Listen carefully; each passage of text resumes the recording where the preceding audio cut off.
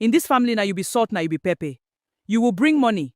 You will cook. You will wash. You will help me train Bintu. And if this family survive tomorrow, it's because of you. Hi. My name is Beta. And sometimes I feel like I was not born into a family. I feel like I was dropped inside punishment. I was 14 years old when my mother carried me to Papa B's house like unwanted luggage and disappeared from my life completely. I still remember that afternoon clearly. The sun was hot. My slippers were dusty. When we finally reached the compound, Papa B was sitting outside on a wooden chair with one wrapper tied around his waist. One of his legs was stretched awkwardly in front of him because of his spine problem. That was the first time I truly looked at him properly. My father. He looked older than I imagined. Tired too. Mama B was in the corridor plaiting someone's hair, while her daughter, Bintu, sat on the floor eating groundnut and watching cartoon on one small phone. Everything looked normal until my mother spoke. I can't continue like this anymore. Continue what? Taking care of her. She pointed at me like I was a bag of dirty clothes. I want to live my life. What are you saying? She's taking my time and money. I'm done. Done? What do you mean? At first, I thought she was angry and would calm down later. I did not know that was the day my mother planned to throw me away completely. Papa B kept staring at her like he could not understand what he was hearing. You cannot just bring her here suddenly. She's your daughter too. That was the first time Mama B heard those words. Your daughter too.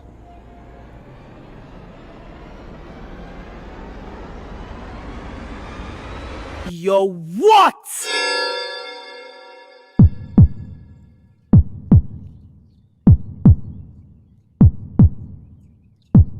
Papa B looked like somebody who accidentally poured hot water on himself.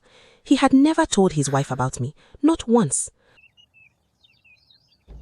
You get peeking outside?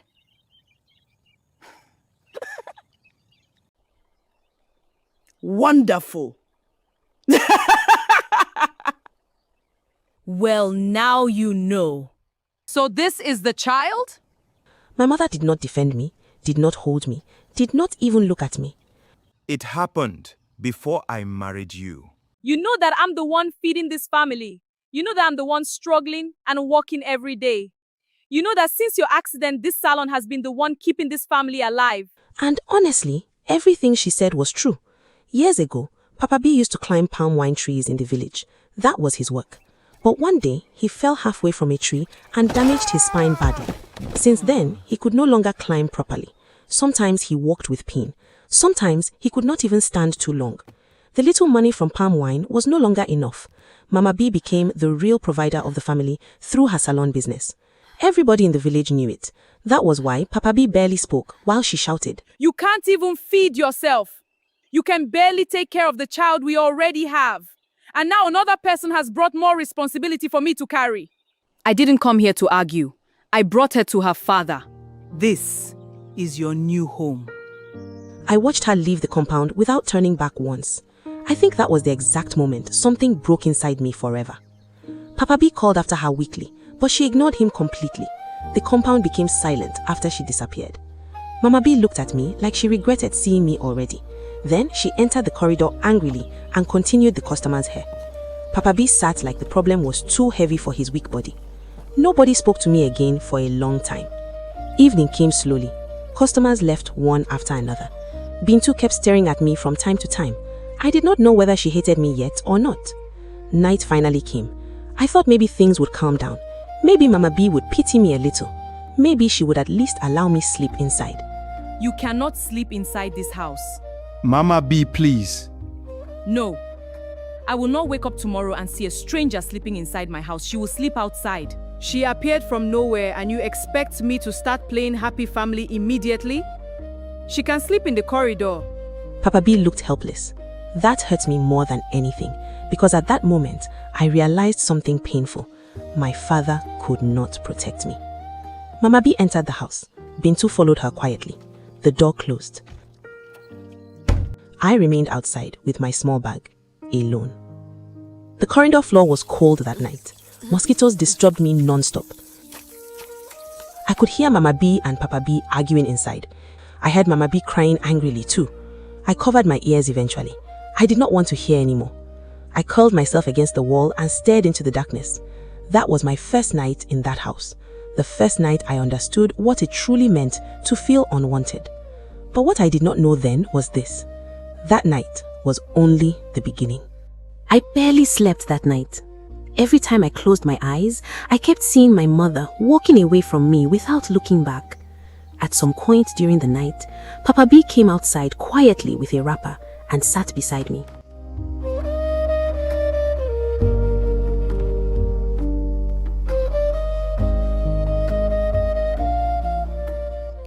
You should sleep. I could hear the guilt in his voice even without him saying much. I looked at him and said nothing. After some time, he stretched himself carefully on the corridor floor beside me, despite his back pain. I knew he was uncomfortable immediately because he kept adjusting himself slowly and groaning under his breath. But he still stayed. That was the only thing that comforted me a little that night. At least somebody remembered that I existed. Morning came too quickly. The next thing I felt was cold water splashing all over my body. I jumped up in fear immediately. The water had touched Papa B too, but he only wiped his face quietly and sat up slowly, like a tired old man who had already accepted his suffering. So you want to sleep here forever? Go inside and start walking. Hurry up! Bintu is going to school! I picked up my small bag immediately. I rushed inside the house nervously. The house still felt strange to me. I did not even know where anything was yet. Mama B followed me inside, giving instructions non-stop. Boil water, warm the stew, wash the plates, boil rice, take hot water to the bathroom for Bintu. Move faster! I ran from one side of the kitchen to another, trying not to make mistakes. My hands shook while lighting the stove. I was scared of annoying her again. Meanwhile, Bintu sat comfortably in the sitting room, pressing her phone. Bintu stretched her legs proudly, while I laced her shoes for her. The difference between us was already clear, very clear. Bintu was the daughter. I was the stranger. Mind you, she was only 2 years younger than me. But the way she looked at me that morning, you would think I was born to serve her. After cooking the rice and warming the stew, Mama B carried the food to Bintu herself. Eat quickly before you're late. That was the first soft voice I heard from her. Bita! Yes, Mama. Bring her school bag. I quickly obeyed. Mama B adjusted Bintu's school uniform proudly and kissed her. Then she turned to me again. Beta, Yes, Ma. take her to school. And make sure nothing happens to my daughter on the road. I nodded quietly. Bintu walked outside proudly while I followed behind silently. The moment we left the compound, So you're really staying with us now? I think so. My mother is very angry because of you. Do you know you're now our house help? What? You heard me. I'm not a house help. This is my father's house too. No, it's not. It is. You're lying. My father brought me here. That doesn't matter. My mother owns everything in that house. You're just a house help. those words entered my chest painfully. You'll be helping my mother now. You'll wash clothes, you'll cook, you'll clean, and you'll follow me to school every day. You're not my sister. You're my servant. The rest of the walk became silent. I already knew she was right.